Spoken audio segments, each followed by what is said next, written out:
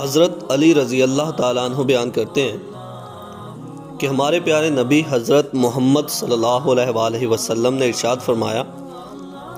کہ جب ایک مسلمان دوسرے مسلمان کی عیادت کے لیے جاتا ہے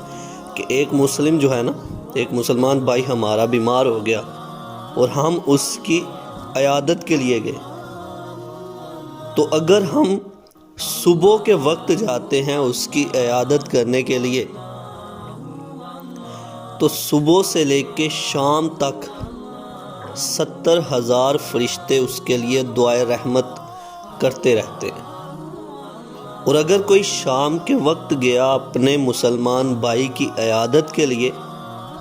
تو شام سے لے کر صبح تک 70,000 فرشتے اس کے لیے دعائے رحمت کرتے رہتے ہیں، اور اس کے لیے جنت میں چنے ہوئے پھل جو خاص بہت ہی اچھے پھل ہوں گے وہ اس کے لیے ہوں گے۔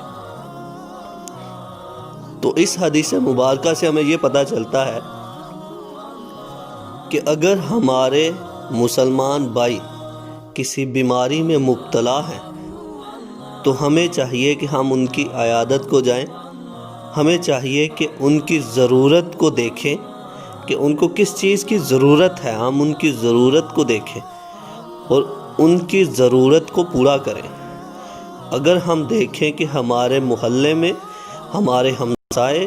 یا ہمارے گاؤں میں کوئی بیمار ہے تو ہم ان کی عیادت کو جائیں۔